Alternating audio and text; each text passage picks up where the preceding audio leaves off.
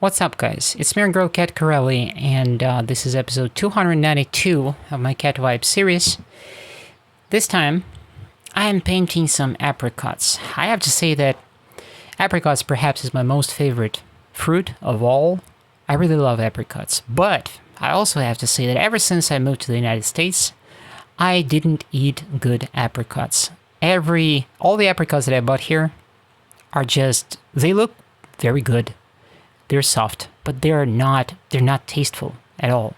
They're not even sweet, and they don't taste like apricots. They're like cardboard, basically. They're just nowhere, compared to the apricots that I used to eat in Russia. And, granted, I'm a spoiled Muscovite, have to admit this, but I will never forget the ripe, sweet, delicious, oh so delicious apricots that I used to buy back in Moscow.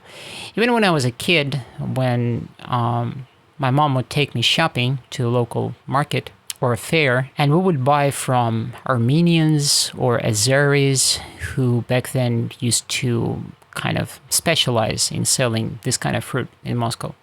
As far as I remember, Armenian apricots were the best that I've ever eaten.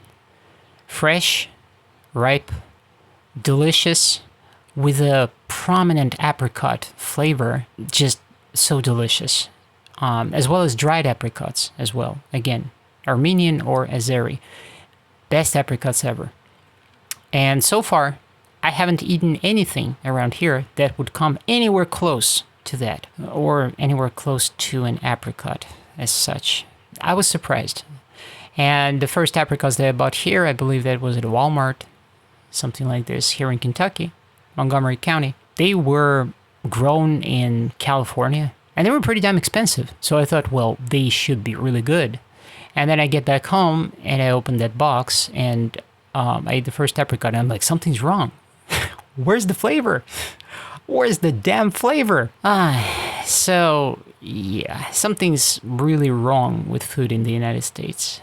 Something's really wrong, and I just feel so lucky that I had this opportunity to taste real fruit, really tasteful food in a different part of the world and know what sweet means, what delicious means for real.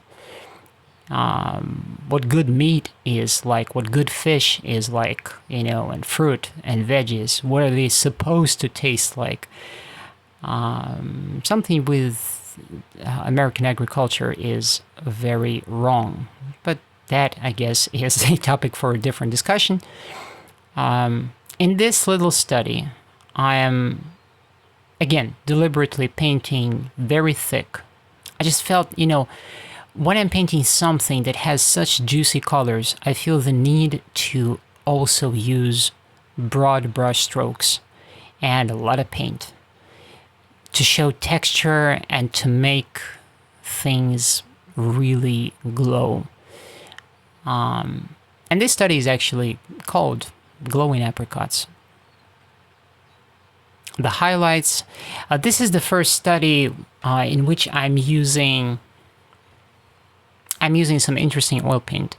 So, not that I'm advertising anybody, this is not an advertisement, but I'm just sharing the kind of paint that I'm using nowadays. When I just started oil painting, and that was roughly a year ago, I started with Raoni oil colors, because these were the oil colors that were laying around here. So I picked them up and tried painting. And then when I got into oil painting more and more, the first time I actually bought oil paint, it was Gamblin oil colors. And then I also tried Utrecht, and these are my main rank and file oil colors that I'm leaning onto right now. Gamblin and Utrecht. And now recently, roughly, I don't know, a couple of months ago, I came across an ad on Facebook.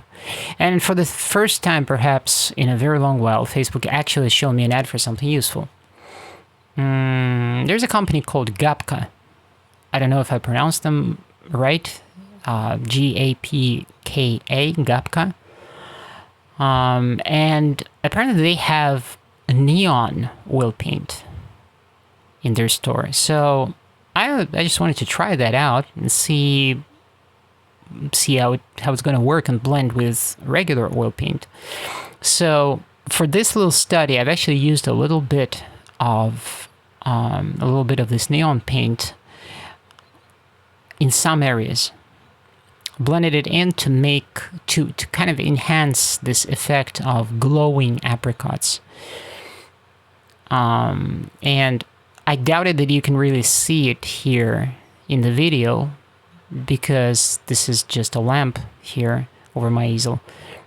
But in the live painting, you can actually see it. It's barely noticeable. I made it so that it doesn't jump at you. I wanted this effect to be really subtle. But you can actually see it. It's a cool little effect. And ever since then, I'm using neon oil paint as well. They say that after a while, the neon effect kind of fades, I guess. But I'm not too concerned with that because it still works well as regular oil paint. They have an interesting palette, this Gapka company. And I also bought some Utrecht and Gamblin oil colors, which are just brighter hues.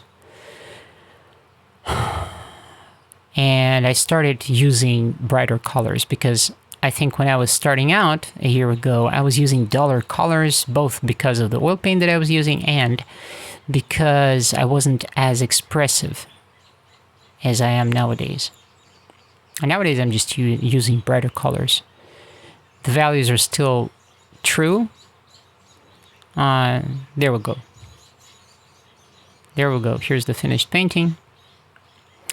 And if you want to purchase any of my paintings, reach out to me at ladycatherinecorelli@gmail.com or visit my Etsy store, link in description. I am uploading my paintings to it. Thank you very much for watching, for being with me. I appreciate y'all. I love y'all, and you'll hear me on the next episode. Ciao.